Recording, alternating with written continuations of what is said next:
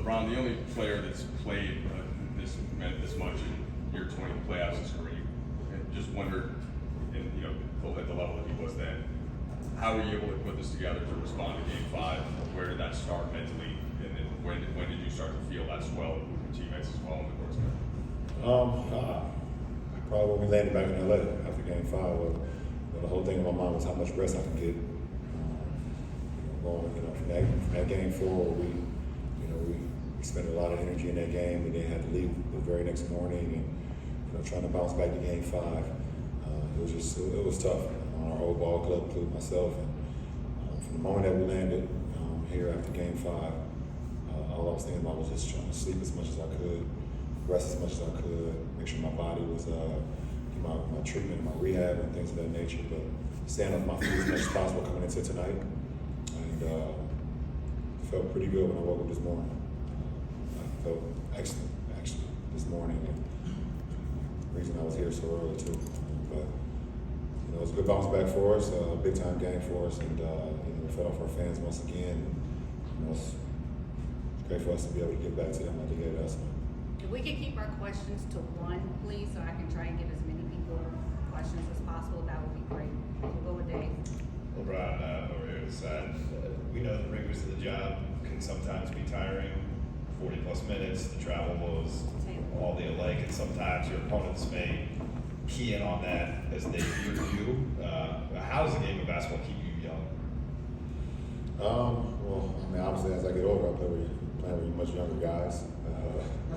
I think my boys keep me young. My sons, they keep me young. So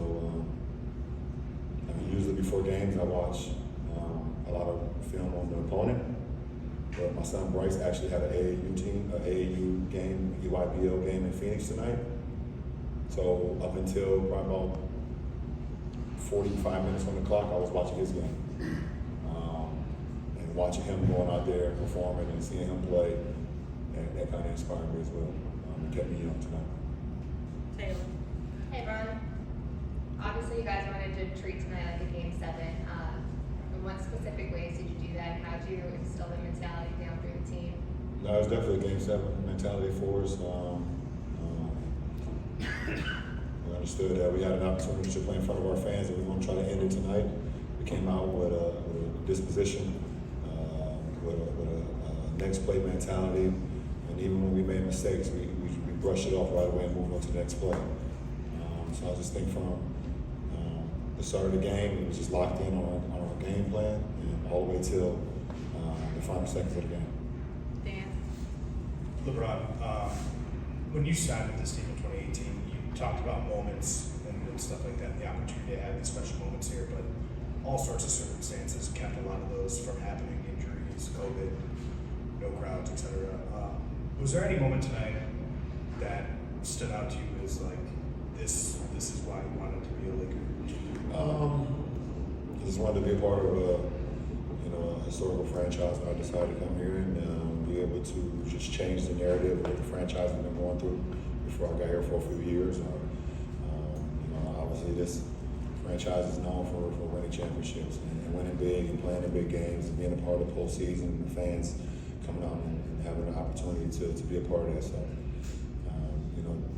tonight is another moment that I've always envisioned. When I became part of this franchise, like you said, because of circumstances, things of that nature, COVID, injuries and things of that nature, we haven't had many postseason games with a full capacity season. It's a full capacity stadium, so far we've had 3 and they've been electric in this postseason, and we hope to continue that next week. Yolo. LeBron, how dominant was AD defensively during this series? I think he was 80. I think he was 80. I think we all know, the world knows it, and basketball guys know, the competition know how dominant AD is defensively. So he was 80. He was spectacular.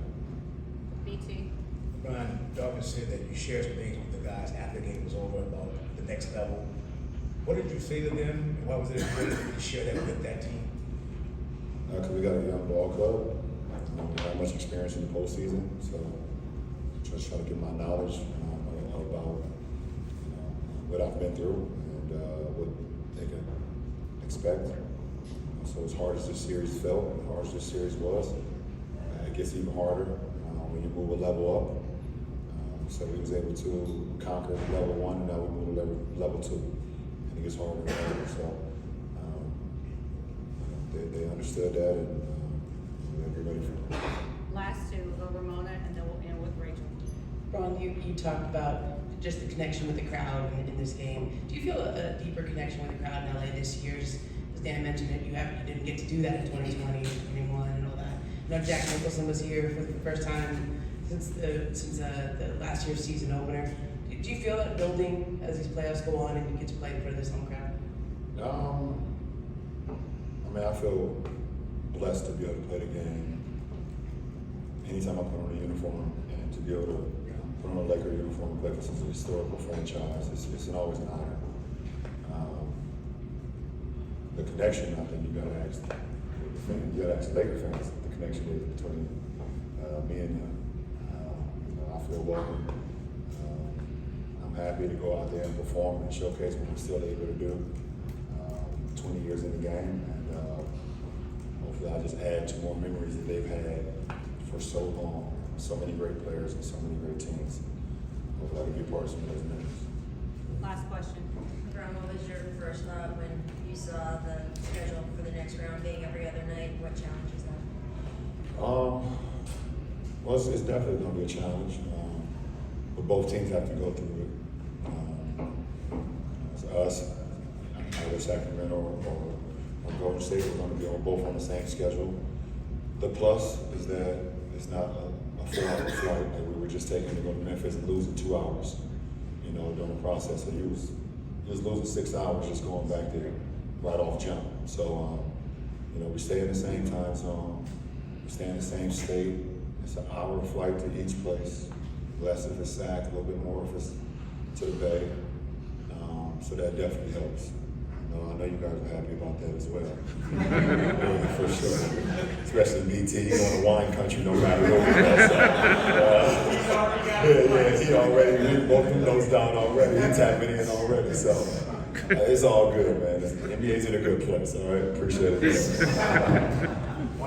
I'm busting up on that. All right, you're ready, BT. Yeah. I'll see y'all later.